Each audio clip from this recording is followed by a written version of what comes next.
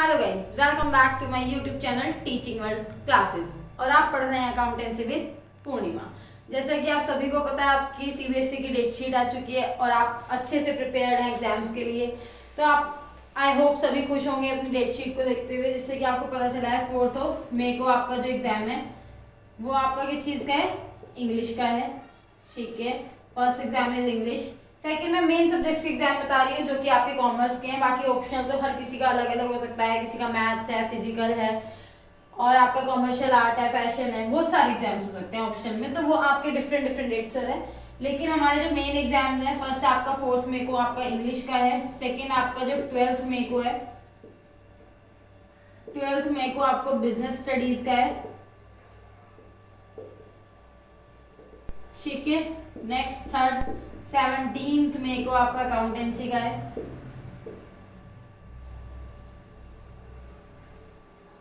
और 25 मई को आपका इकोनॉमिक्स का है। ये सब आपको पता ही है, आप सब इस चीज से अवेयर हैं। ठीक है, अच्छी डेट शीट है, खुश हो गए आप सब इस डेट शीट को देखते हुए, है ना। अच्छे से आपको इतना ऑफ भी मिला है इकोनॉमिक्स में, तो ऑब्वियसली आता है 8 डेज का ऑफ मिल गया, 7 to 8 डेज आपका। तो आप अच्छे से प्रिपरेशन कीजिए, 100% की प्रिपरेशन कर सकते हैं इस डेट शीट में। और अभी तो आपके पास बहुत सारे डेज हैं, ठीक है, प्रिपरेशन करने के लिए। अकाउंटेंसी के लिए बेसिकली अगर हम आज से देखते हैं तो आपके पास कितना टाइम है, 25 डेज आपके फरवरी के बजाय, because today is 3 February and आपके 31 डेज आपके मार्च के हैं और 16 डेज आपके जो आपका अकाउंटेंसी का पेपर है। ठीक है, फरवरी, मार्च, अप्रैल भी तो अभी बचा है आपके पास। अप्रैल के 30 डेज हैं एंड देन मई के 16 डेज। इतने सारे डेज हैं, जस्ट 80 मार्क्स के लिए आपको मेहनत करनी है। 80 मार्क्स लाने कोई मुश्किल बात नहीं है। आप अच्छे से आज से प्रिपरेशन करने शुरू करेंगे तो भी आप 80 आउट ऑफ 80 ला सकते हैं, जिसमें कि आपको पता है 20 मार्क्स के तो आपके एमसीक्यू ही आने वाले हैं।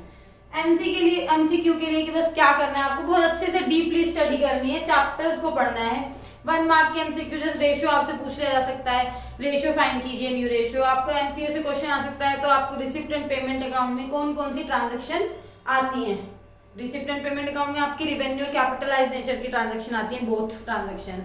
इनकम एंड एक्सपेंडिचर अकाउंट में कौन सी ट्रांजैक्शन रिकॉर्ड की जाती हैं, दैट इज रिवेन्यू नेचर की, आपकी कैपिटल जो रिवेन्यू नेचर की ट्रांजैक्शन होती है वो रिकॉर्ड की जाती है इनकम एंड एक्सपेंडिचर अकाउंट में। ठीक है, कंपनी से क्वेश्चन, रेशियो से क्वेश्चन, आपका कैश फ्लो से क्वेश्चन, जो भी है 1 मार्क के क्वेश्चन। अगर आप चैप्टर को अच्छे से डीपली स्टडी कर रहे हैं तो आप अच्छे से समझ सकते हैं। 20 मार्क्स तो आपके इजीली यहाँ पर आ सकते हैं। और मैं ये कहूंगी कि आप जस्ट पासिंग मार्क्स के लिए ही नहीं स्टडी कीजिए, आप अच्छा स्कोर करने के लिए स्टडी कीजिए। क्योंकि जब आप अच्छा स्कोर करेंगे, अच्छी परसेंटेज होगी, तो आप अच्छे कॉलेज में एडमिशन ले सकते हैं, या जो भी आपको फ्यूचर में करना है after 12th, it's depend on your percentage. तो जो भी आप करना चाहते हैं आप उसके लिए अच्छे से प्रिपेयर हो सकते हैं। तो इतना सारे आपको डेज मिले, इतनी अच्छी अपॉर्चुनिटीज को ग्रैब कीजिए, इसको लूज मत कीजिए और अच्छे से स्टडी कीजिए। अगर आपको कोई भी हेल्प चाहिए तो आप मुझसे कह सकते हैं, मैं आपको पूरा अकाउंटेंसी में तो पूरी हेल्प करूंगी। आज से हम डेली ये कोशिश करेंगे कि जो भी आप एक वीडियो देखें, अगर मेरी एक वीडियो भी आप वॉच करते हैं या फिर किसी भी चैनल पर आप जाके कोई भी वीडियो देखते हैं, तो आप एक वीडियो से मतलब डेली 4 to 5 मार्क्स या 3 to 4 मार्क्स आप गेन कर सकें एक वीडियो देखने से। ठीक है, उस वीडियो को देखना मतलब आपको समझना है, कॉन्सेप्ट सीखना है। आप कॉन्सेप्ट सीखेंगे तभी आपको पता चलेगा कि आप किसके थ्रू मतलब स्टडी कर पा रहे हैं, मतलब आपका जो मटेरियल है वो आपका किस तरह का है। ठीक है, कॉन्सेप्ट किस तरह के हैं, क्वेश्चन किस तरह के आने वाले एग्जाम में, पैटर्न वही रहता है, बट डिजिट्स थोड़ा सा चेंज हो जाती है, लैंग्वेज थोड़ा सा चेंज हो जाता है क्वेश्चंस का। बाकी आती वही चीज है। अब आपसे पार्टनरशिप डीड पूछा गया है तो पार्टनरशिप डीड पूछने का तरीका उनका अलग हो सकता है वो क्वेश्चन को इनडायरेक्ट वे में आपसे पूछें, लेकिन वहां पर बताया वही जाएगा कि अगर पार्टनरशिप डीड साइलेंट होती है तो आपके जो प्रॉफिट और शेयरिंग रेशियो होता है वो इक्वली होता है। ठीक है, इंटरेस्ट ऑन लोन 6% दिया जाता है, इंटरेस्ट ऑन कैपिटल कुछ भी नहीं देते हैं in case of partnership deed is silent. ठीक है, इंटरेस्ट ऑन ड्रॉइंग कुछ भी आप चार्ज नहीं करते हैं, क्लियर। और रिम्यूनरेशन और सैलरी वगैरह वो भी कुछ नहीं दिया जाता है। तो आपको क्वेश्चन का पैटर्न समझना है, किस तरीके से एग्जामिनर ने क्वेश्चन पूछा है। बाकी 80 marks is not a tough task. ठीक है, आप अच्छे से समझिए, अच्छे से 80 मार्क्स के लिए मेहनत कीजिए। और 80 तो बहुत इजी है, बाकी 20 आपके प्रैक्टिकल बेस्ड होते हैं, जो कि आपको पता ही है। 20 आपका प्रैक्टिकल होगा जिसमें 12 मार्क्स का आपका रिटर्न होगा, 4 मार्क्स की फाइल होगी और 4 मार्क्स का वाइवा होगा आपका। क्लियर, अच्छे से पढ़िए, इतने सारे डेज हैं, 80 अगर डेली आप एक एक नंबर भी स्कोर करते हैं डेली आज से, तो 80 अबव ही डेज हैं आपके पास, 80 से ज्यादा ही डेज हैं, और आप डेली एक एक स्कोर करेंगे तब भी 80 आउट ऑफ 80 ला सकते हैं। चलिए आज हम क्वेश्चंस करते हैं। कैश फ्लो के कुछ क्वेश्चंस करने के लिए मैंने कहा था, तो हम प्रैक्टिस करेंगे कैश फ्लो के क्वेश्चन, क्योंकि प्रीवियस वीडियोस में हमने क्या किया था, हमने कैश फ्लो चैप्टर सीखा था जिसके 4 पार्ट्स बने हैं मे बी, तो उन चारों पार्ट्स में हमने कैश फ्लो के कॉन्सेप्ट्स को समझा है, और एक दो एग्जांपल्स भी शायद हमने किए हैं क्वेश्चंस आपको समझाने के लिए, एक्टिविटीज को, ऑपरेटिंग एक्टिविटी कैसे बनती है, इन्वेस्टिंग एक्टिविटी कैसे बनती है, फाइनेंसिंग एक्टिविटी कैसे बनती है, प्रॉपर एक कैश फ्लो स्टेटमेंट किस तरीके से बनती है। अगर हमने यहाँ पर नहीं किया था तो आज हम उसका क्वेश्चन उठा लेते हैं, क्वेश्चन करते हैं, ठीक है, और उसके थ्रू आप कैश फ्लो स्टेटमेंट को समझिएगा, जिसमें कि आपको पता है कैश फ्लो स्टेटमेंट 6 मार्क का एक चैप्टर है, 6 मार्क्स का आते हैं आपके उसमें, 1 मार्क का आपका एक थ्योरी का क्वेश्चन भी उससे आता है, ठीक है, वो एमसीक्यू हो सकता है या फिर नो फ्लो, आउटफ्लो, इनफ्लो, कुछ भी पूछा जा सकता है। तो बेसिकली आपका 6 to 8 मार्क्स आपके कैश फ्लो स्टेटमेंट से आते हैं, और आपके पास इतनी अच्छी अपॉर्चुनिटी के बाद प्लीज उसको लूज मत कीजिए, और अच्छे से अच्छे स्टडी कीजिए, अपना सेल्फ स्टडी कीजिए, या स्कूल की क्लासेस लीजिए, ट्यूशन लीजिए, यूट्यूब से पढ़िए, जैसे भी आप पढ़ना चाहते हैं वैसे पढ़िए, लेकिन अच्छे से पढ़िए। Wish you very very all the best for your exams. तो अच्छे से स्टडी कीजिए। अभी हम क्वेश्चंस करते हैं कैश फ्लो स्टेटमेंट के। ये हमारा क्वेश्चन है जिसको हम सॉल्व करने वाले हैं, ठीक है। इस क्वेश्चन को आप देखिए और अच्छे से सॉल्व करते हैं इस क्वेश्चन को। चलिए क्वेश्चन सॉल्व करते हैं एक हम, ठीक है। कैश फ्लो स्टेटमेंट किस तरीके से हम प्रिपेयर करते हैं, complete cash flow statement. Cash flow statement,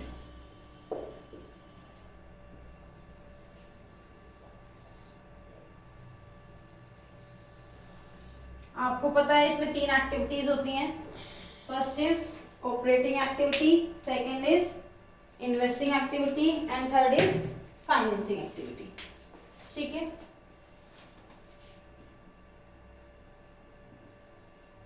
particulars, details, amount.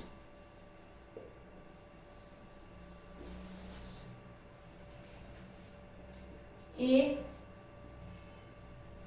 cash flow from operating activity, B cash flow from investing activity, C cash flow from financing activity.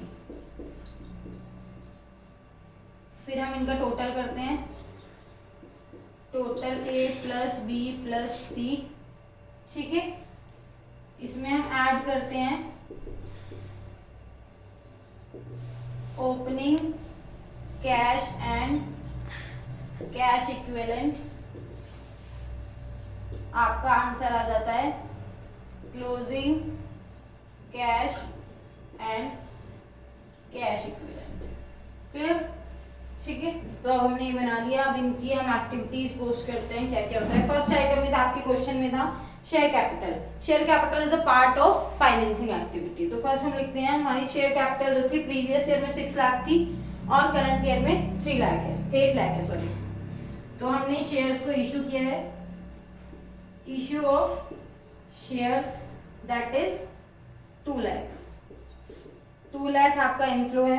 Share capital 6 lakh से 8 लाख हो गई थी, तो हमने 2 लाख रुपीस के share issue किए थे, that is our inflow. And second is reserve and surplus. Reserve and surplus के लिए नोट गिवन है, आपको क्वेश्चन मैंने स्क्रीन पर दिखाया था। तो रिजर्व एंड सरप्लस के लिए जो नोट गिवन है उसमें कहा गया है surplus that is balance in statement of profit and loss. वो आपके लिए पहले 3 लाख था, देन 4 लाख हो गया। इट मींस आपका 1 लाख का प्रॉफिट हुआ है, that is called net profit. आप नेट प्रॉफिट लिखेंगे यहाँ पर 1 लाख रुपीस। ये सब हमने इंडिविजुअल एक्टिविटीज की थी। आपने अगर मेरी प्रीवियस वीडियोस नहीं देखी हैं तो आप उनको देखिए, देन इनको आप तभी समझ पाएंगे जब आपने मेरी प्रीवियस वीडियोस को देखा होगा, ठीक है। नेक्स्ट आइटम, हम आइटम्स की जो पोस्टिंग करेंगे वो स्टेप वाइज करेंगे, लाइन वाइज, जिससे कि हमारे क्वेश्चन में कोई भी ट्रांजेक्शन कोई भी आइटम रह न जाए। नॉन करंट लायबिलिटीज हमारी पहले थी 1,50,000, अब हो गई है 1,00,000 रुपीज की। तो इट मीन्स हमने नॉन करंट लायबिलिटीज को रीपे कर दिया है। ठीक है, रीपेड लॉन्ग टर्म बोरोइंग्स। अब आप ये कहेंगे कि मैम ये कैसे आपको पता चला है कि हमने रीपेड? पहले हमारी कोई अमाउंट ज्यादा थी, इट मीन्स आपने लोन ले रखा था 1,50,000 का, ठीक है। अब आपके पास लोन की वैल्यू 1,00,000 रुपीज है, तो इट मीन्स आपने उस लोन की 50,000 अमाउंट रीपेड कर दी है बैंक को, ठीक है। तो ये आपके 50,000 रुपीज आउटफ्लो है क्योंकि आपने रीपेड कर दिया था। Next current liabilities. Current liabilities पहले आपकी 48,000 थी, अब आपकी 40,000 हो चुकी हैं। तो आपको पता ही है करंट लायबिलिटीज इंक्रीज डिक्रीज हम किस में करते हैं? ऑपरेटिंग एक्टिविटी में। तो यहाँ पर एक आइटम होंगे ऐड, एक होंगे लेस, जो भी है आपकी। तो decrease in trade payables, trade payable में डिक्रीज हुआ है कुछ, decrease in trade payable. Payable कितने से डिक्रीज हुए हैं? 8,000 से आपकी जो है करंट लायबिलिटीज डिक्रीज हुई है, ठीक है। आपकी जो लायबिलिटी साइड थी उसकी हम पोस्टिंग पूरी कर चुके हैं। फर्स्ट इज शेयर कैपिटल, जिसमें हमारे शेयर इश्यू हुए थे। सेकंड इज नेट प्रॉफिट, जिसमें हमें पता चला था कि हमारा प्रॉफिट हुआ है। इन केस अगर लॉस हुआ होता तो आप ब्रैकेट में यहाँ पर लिखते हैं। Third is long term borrowing. Long term borrowing is आपकी जो रीपेड हुई थी लॉन्ग टर्म बोरोइंग, उसको हमने लिखा है। करंट लायबिलिटी डिक्रीज हुए थे वो हम पोस्ट कर चुके हैं। इतना क्लियर होगा, ठीक है। कोई भी दिक्कत हो परेशानी हो तो आप मुझसे पूछ सकते हैं, कमेंट बॉक्स में मैसेज कीजिएगा, मैं उसका रिप्लाई करूंगी। Next asset side. Asset side में देखते हैं हम फिक्स एसेट्स थी। पहले आपकी फिक्स एसेट्स थी 5,60,000 की, अब हो गई है आपकी फिक्स एसेट्स 8,50,000 की। इट मींस आपने कुछ परचेज किया होगा, purchase of tangible assets. Tangible assets कितने की परचेज की हैं आप देख सकते हैं। 850 में से 560 माइनस कर सकते हैं आप, ठीक है। और लाइन वाइज कीजिएगा, कोई भी जल्दी करने की नीड नहीं है आप लोगों को, ठीक। सॉरी, जीरो यहाँ पर 2,90,000, ठीक है। 2,90,000 का आपने परचेज किया है। आगे बढ़ते हैं। नॉन करंट इन्वेस्टमेंट, वो भी पहले 160 की थी, अब आपकी 232 की हो चुकी हैं, तो वो भी आपने परचेज की होंगी। Purchase of non current investment कितने की परचेज हुई है वो भी आप ऐसे ही डिडक्ट करके फाइंड करेंगे। 32 और 40, यानी कि 2,32,000 की थी पहले, मतलब सॉरी पहले थी 160 की और अब हो गई है 2,32,000 की, ठीक है। 72,000 की आपने परचेज की होगी। आगे बढ़ते हैं हम। Current investment is a part of cash and cash equivalent. तो करंट एसेट्स आपका पार्ट होगा कैश एंड कैश इक्विवेलेंट का। आप इन्वेंटरीज पर आते हैं। इन्वेंटरीज आपकी क्या हुई है? डिक्रीज हो रही है, और डिक्रीज होती है इन्वेंटरीज तो ऐड होते हैं, यानी कि करंट एसेट्स जब भी डिक्रीज होंगी आप ऐड करेंगे और इंक्रीज होंगी तो आप उनको डिडक्ट करेंगे ऑपरेटिंग एक्टिविटी में। तो डिक्रीज इन इन्वेंटरीज, इन्वेंटरीज कितने से डिक्रीज हुई हैं? 6,000 से डिक्रीज हुई है आपकी, ठीक है। पहले 82,000 थी, अब 76,000 हो चुकी हैं। And trade receivables also decrease, decrease in trade receivables, trade receivables भी आपके डिक्रीज हुए हैं। 92,000 से आपके 38,000 हो चुके हैं, तो माइनस करके देखते हैं हम कितने आते हैं। 92,000 माइनस 38,000। कोई जल्दबाजी नहीं करनी है, जल्दी करने हैं क्वेश्चन, जल्दबाजी मत करना। कभी आप कुछ भी आप डिडक्ट करने में उनको ऐसे सोचेंगे माइंड में करते हैं, चलिए ठीक है एक बार देख लेना। बहुत से बच्चों की होती है कैलकुलेशन, बहुत अच्छी होती है, तो आप उसको करें। मैं स्टेप वाइज आपको इसलिए करके दिखा रही हूँ क्योंकि ये वीडियो जरूरी नहीं है कि सभी ऐसे बच्चे देख रहे हैं जिनकी मतलब कैलकुलेशन बहुत स्ट्रॉन्ग है। कुछ बच्चों को पता होना चाहिए कि हम कैसे किस तरीके से माइनस कर रहे हैं, इसलिए मैं आपको डिडक्ट करके बता रही हूँ, ठीक है। तो आप इजिली डिडक्ट कर सकते हैं इनको। 54,000, ठीक है। 54,000 के आपके डिक्रीज हुए हैं।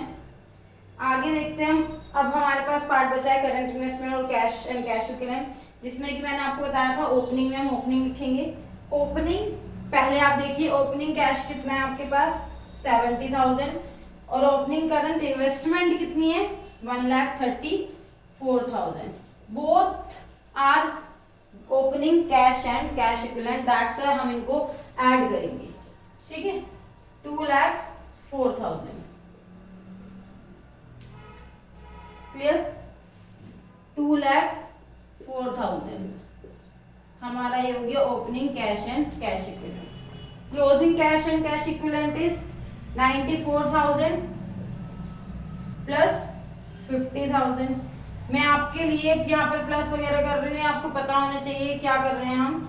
1,44,000 ठीक है, 1,44,000 is closing cash and cash equivalent. तो आपको यहाँ पर इन तीनों का टोटल जो होगा यहाँ पर आप लिखेंगे। चलिए अब हम करते हैं, पहले हम ये करते हैं कैश क्या आ रहा है, फ्लो आएगा यहाँ पर 1,50,000 का, 1,50,000 क्योंकि 2 lakh is because 2 lakh is inflow and 50,000 is outflow. ये प्लस है ये माइनस है, प्लस माइनस माइनस हो जाता है। 2 लाख में से 50,000 माइनस करेंगे तो आपके 1,50,000 का कैश फ्लो आ गया। Cash flow from financing activity. ऐसे ही आप स्टेप वाइज करेंगे, इजी ही क्वेश्चन आएगा, आप अच्छे से समझिएगा, कोई दिक्कत परेशानी नहीं है, इतना हाइपर होने की नीड नहीं है। इन ये माइनस माइनस है, आपको पता है माइनस माइनस प्लस हो जाते हैं, तो हम इनको प्लस कर लेते हैं।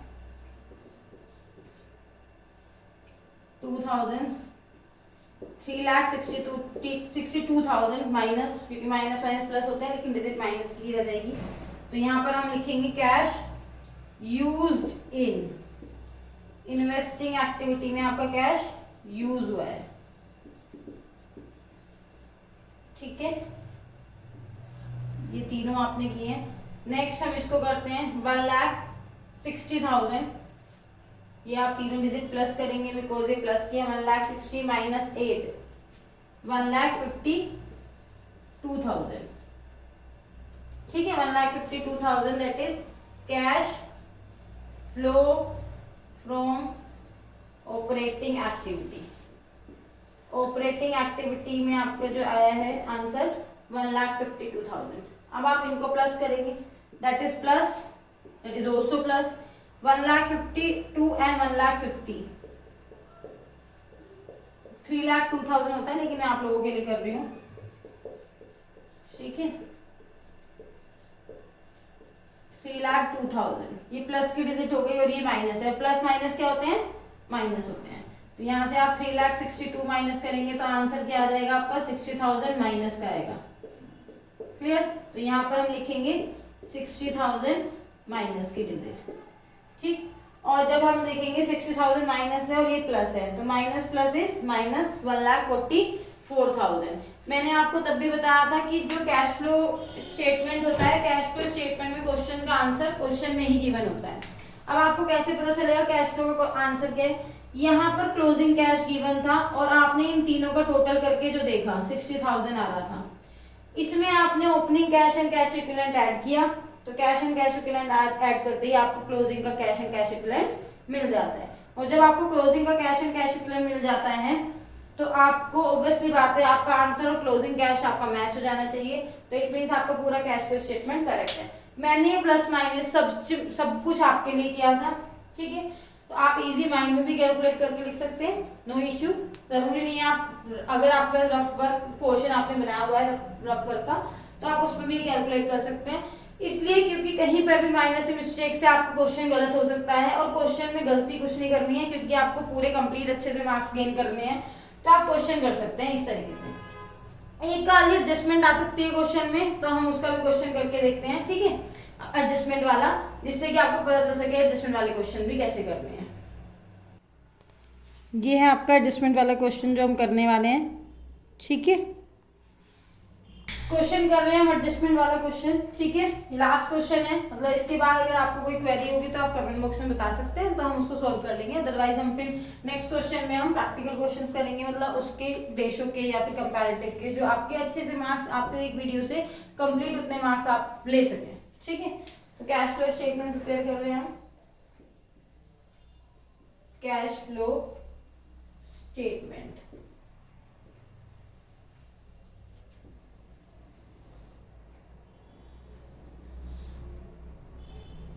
ए cash flow from operating activity, B cash flow from investing activity, C cash flow from financing activity,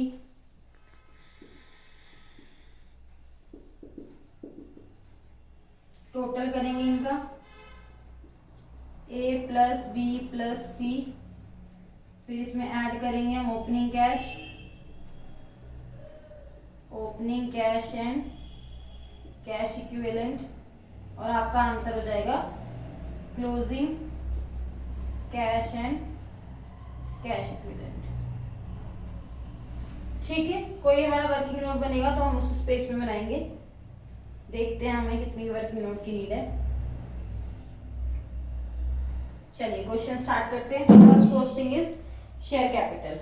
share capital is previous year में आपकी शेयर कैपिटल 8 लाख थी और करंट ईयर में आपकी कैपिटल जो है 12 लाख है। इट मीन्स आपने 4 लाख के शेयर्स इशू किए हैं। ठीक, तो हम यहाँ पर लिखते हैं issue of shares 4 lakh rupees. Next reserve and surplus, जिसमें कि आपको प्रॉफिट एंड लॉस गिवन है, जिसमें हम देखते हैं प्रीवियस ईयर 4 लाख था, करंट ईयर 3 लाख 50 है, तो ये आपका नेट लॉस गिवन है, that is 50,000।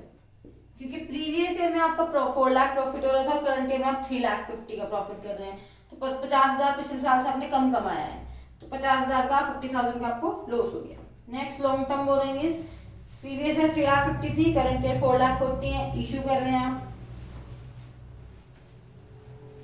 Long term बोरेंगे raise लिख सकते हैं यहाँ पर,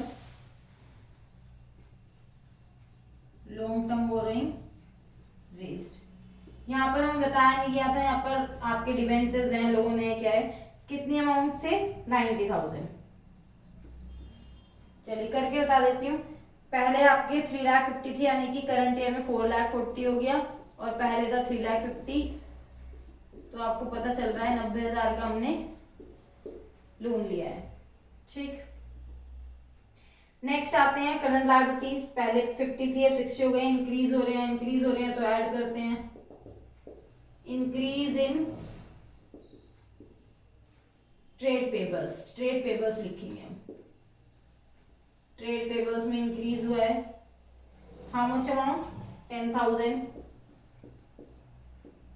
नेक्स्ट लायबिलिटी साइड को हम कंप्लीट कर चुके हैं, आप देख सकते हैं लायबिलिटी साइड में हमें 4 ट्रांजेक्शन गिवन थी। First is shares, second is profit और loss, third is long term borrowing जो आपका नॉन करंट लायबिलिटी का पार्ट है, and fourth is trade payable का इंक्रीज डिक्रीज चेक करना था। नेक्स्ट आती है एसेट साइड। एसेट साइड में उन्होंने कहा है कि फिक्स एसेट्स गिवन है, जिसमें कि 9 लाख की ओपनिंग थी और 12 लाख की आपकी क्लोजिंग है। और अगर आप एडजस्टमेंट देखते हैं तो एडजस्टमेंट में आपको डेप्रिसिएशन गिवन है फिक्स एसेट्स का, तो हम इसके लिए एक अकाउंट बना देते हैं, fix assets account.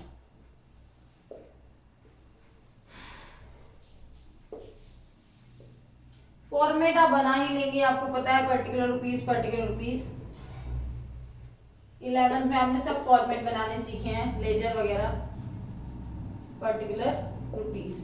Opening balance आपको पता है एसेट्स का डेबिट होता है टू बैलेंस बीडी,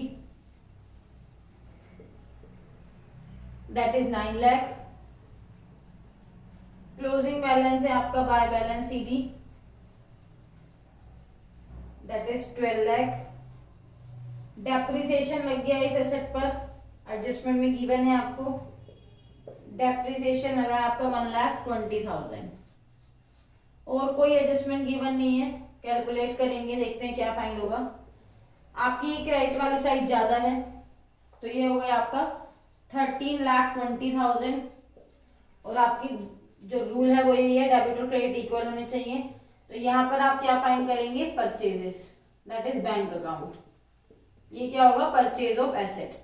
बिना अकाउंट बनाए आप एक परचेज फाइंड करते तो हो सकता था गलत होती, क्योंकि आप डिफरेंस कैलकुलेट करने की कोशिश करते और डिफरेंस से गलत हो जाता। यहाँ पर डेप्रिसिएशन भी की बनता। 13,20,000 में से 9 लाख माइनस कर लीजिए, 4,20,000 आपका परचेज बनेगी। ठीक है, और जो कि आप परचेजेस यहाँ पर ट्रांसफर करेंगे, purchase of fix assets, fix assets purchase करिएगा 4,20,000 रुपीज की। उस अकाउंट में देखिए बैंक वाली पोस्टिंग बस एक ही जगह है। अगर सेल्स होती तो आप सेल्स भी लिख सकते थे, बट इस क्वेश्चन में आपको सेल्स भी गिवन नहीं है। तो डेप्रिसिएशन उठाते हैं, डेप्रिसिएशन भी यहाँ का पार्ट है ऑपरेटिंग एक्टिविटी का।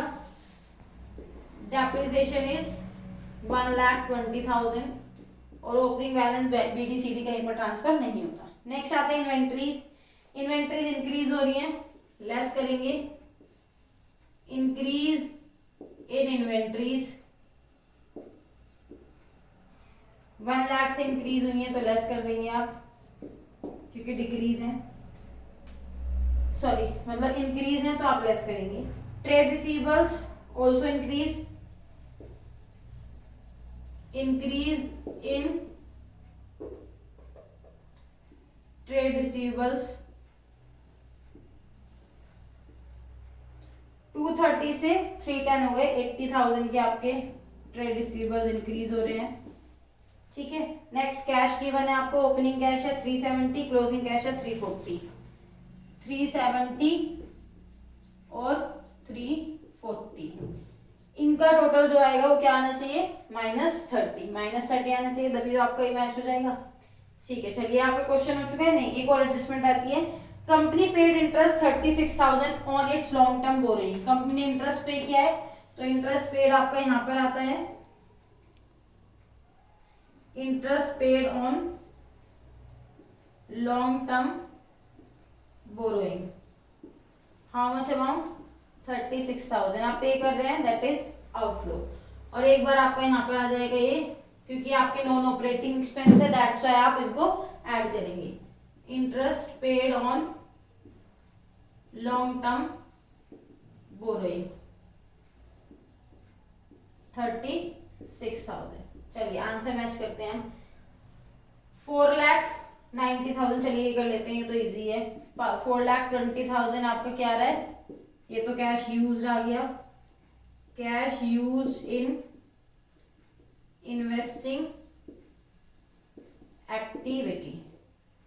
ठीक है, ये करते हैं 4,90,000 माइनस 4,90,000 माइनस 36, 4,90,000 माइनस 36, इस तरीके से आप करके देख लीजिएगा। 4,54,000।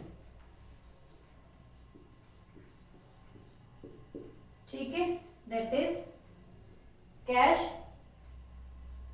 फ्लो।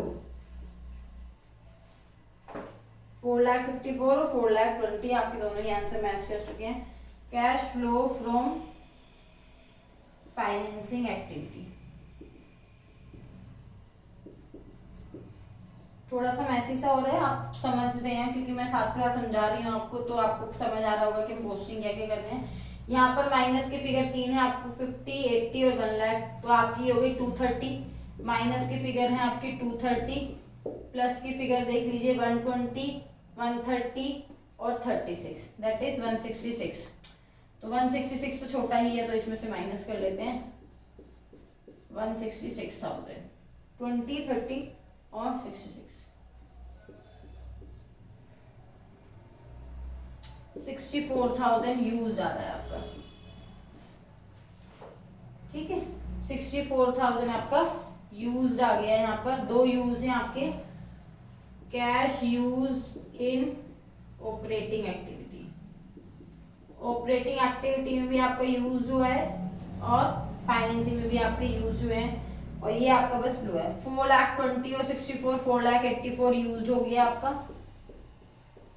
माइनस माइनस प्लस, तो दैट इज 4,20,000 और 64, 4,84,000 माइनस 4,54,000 कर दीजिए, आपका 30,000 आ गया आंसर यूज्ड में, क्योंकि ये वाली डिजिट बड़ी थी आपकी। तो 30,000 आपका हो गया माइनस, और प्लस माइनस माइनस 3,70,000 में 30,000 माइनस करेंगे तो 3,40,000 आपका आंसर हो जाएगा। यहाँ पर भी आपका कैश फ्लो मैच हो गया है। तो इसी तरीके से आप एडजस्टमेंट वाले और विदाउट एडजस्टमेंट वाले क्वेश्चंस करके देखिएगा। अगर आपको लगता है अभी भी कोई क्वेरी आप इसका स्क्रीनशॉट ले सकते हैं, और आई होप आपने नोट डाउन किया होगा, ये क्वेश्चन मेरे साथ सॉल्व किया होगा, ठीक है। इसी तरह क्वेश्चन करिए solve, adjustment without adjustment both types of question आप कर सकते हैं। 6 मार्क का क्वेश्चन आने वाला है। ऐसी बात नहीं है कि कैश फ्लो स्टेटमेंट हमेशा कहता है प्रॉपर बनाने के लिए, कभी कभी आपको क्वेश्चन गिवन होता है ऑपरेटिंग इन्वेस्टिंग फाइंड कीजिए, यानी कि ऑपरेटिंग और इन्वेस्टिंग एक्टिविटी आपको प्रिपेयर करने के लिए कही जाती है। Operating financing, investing financing, examiner आपसे कुछ भी पूछ सकता है, इसलिए आपको तीनों एक्टिविटीज अगर इंडिविजुअली बनानी आती हैं तो आप कंप्लीट कैश फ्लो भी बना सकते हैं। क्वेश्चंस की प्रैक्टिस करने से ही आप परफेक्ट होंगे, जितनी प्रैक्टिस करेंगे उतना ही परफेक्शन आपके अंदर आएगा। क्लियर? आई होप आपको ये सेशन पसंद आया होगा, और सेशन पसंद आएगा तो आप लाइक शेयर कर ही देंगे, ठीक है, और सब्सक्राइब भी करेंगे मेरे चैनल को। अच्छे से मेरी वीडियोस को देखिए और समझिए, कोई भी क्वेरी आप पूछ सकते हैं, ठीक है। Thank you.